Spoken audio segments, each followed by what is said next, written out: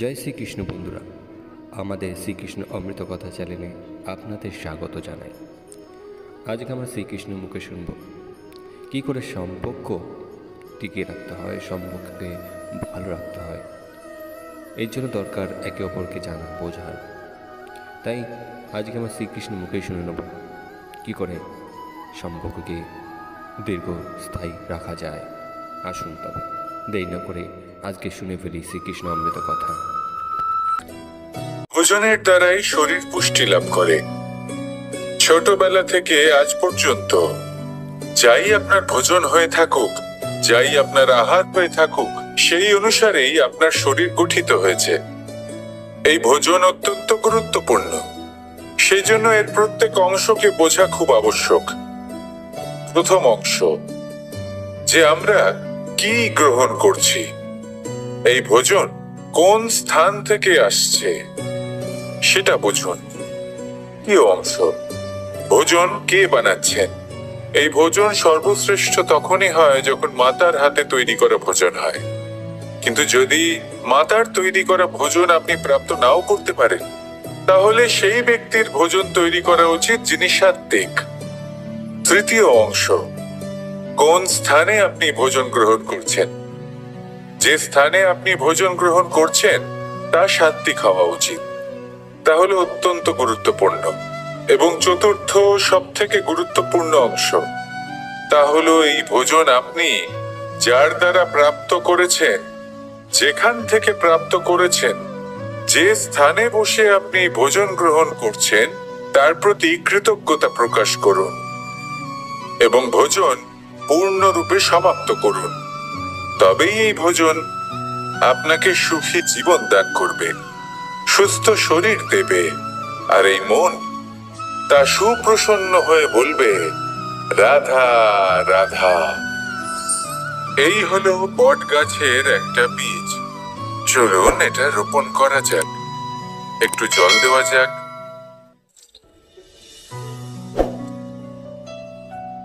এবার এখানে একটা বিশাল বটবৃক্ষ উৎপন্ন হবে।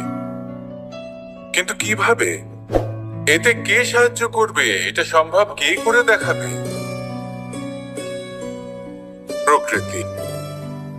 আগে হ্যাঁ, এই সংসারে যা কিছু উৎপন্ন হয়, যা কিছু নষ্ট হয়, তার জন্য প্রকৃতি দায়ী হন। এই প্রকৃতির কারণেই তো রৌদ্র আসে, প্রকৃতির কারণেই বৃষ্টি হয়, জল পাওয়া যায়। তার কারণে এই বটের বীজ তা এক বিশাল বটবৃক্ষে পরিণত হবে। কিন্তু একজন মানুষকে দেখুন, মানুষ বলবে এই বৃক্ষে আমার অধিকার রয়েছে। কেন? কারণ আমি বীজ বপন করেছি। এবার সমস্ত কাজ প্রকৃতি করবে আর সমস্ত শ্রেয় মানুষ নিয়ে যাবে। এটা কি উচিত? কখনোই না। এবারের উত্তর প্রকৃতিতেই লুকোনো আছে। কখনো কোনো পাখিও এই বীজ রোপণ করে, সেখানে বৃক্ষ উৎপন্ন হয়, তাতে ফল আসে, সেই পাখি সেই ফল খায়, কিন্তু সেখানকার বাকি পাখি এবং প্রাণীদের সেই ফল খেতে বারণ করে না। সেই বৃক্ষের ওপর নিজের অধিকার প্রমাণ করতে চেষ্টা করে না, সবার মধ্যে ভাগ করে দেয়। আর এটাই আমাদেরও করা উচিত। যা প্রকৃতি থেকে আসছে তা আবার প্রকৃতিতেই ফিরে যেতে দিন। এটা অত্যন্ত প্রয়োজনীয়।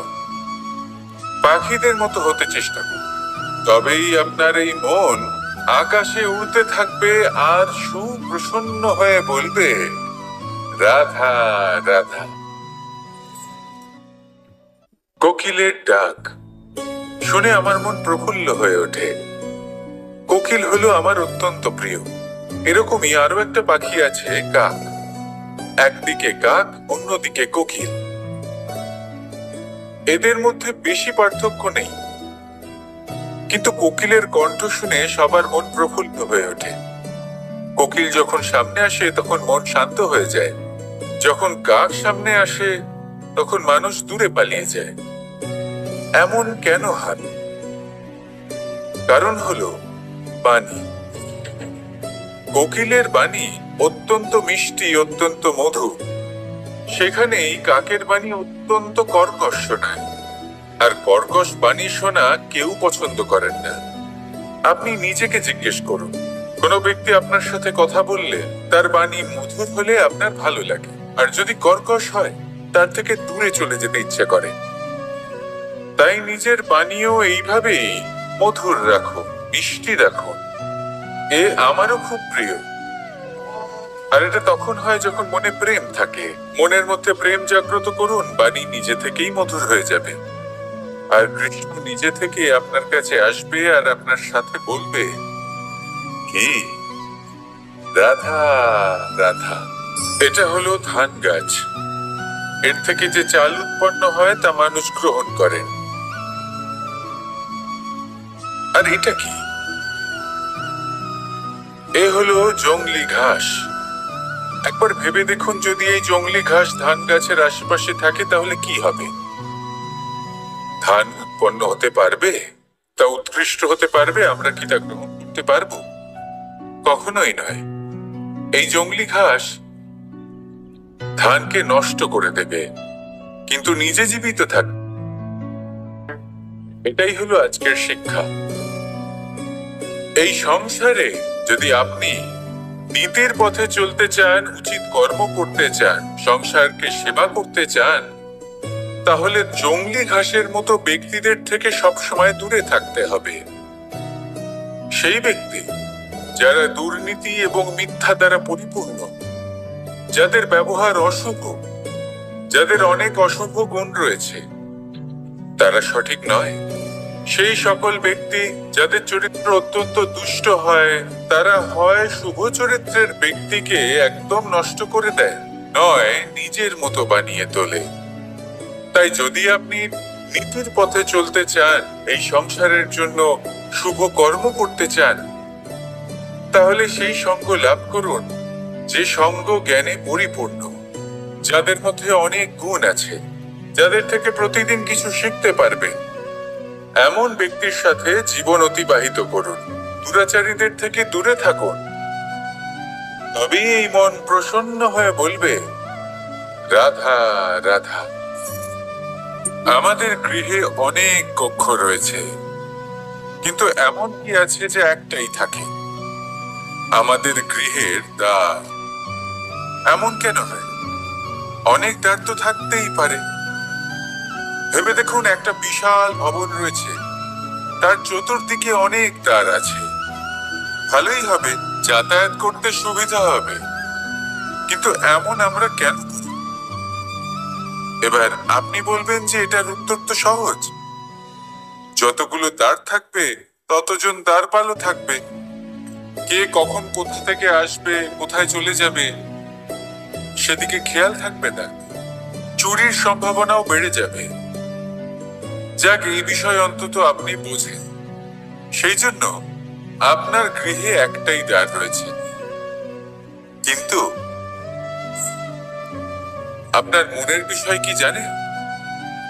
আপনার মনেও কি কোনো দ্বার আছে? নেই। তার মানে যে কোনো ব্যক্তি যেখান থেকে খুশি আসতে পারে, আর আপনার মনে যা খুশি প্রবেশ করিয়ে চলে যেতে পারে।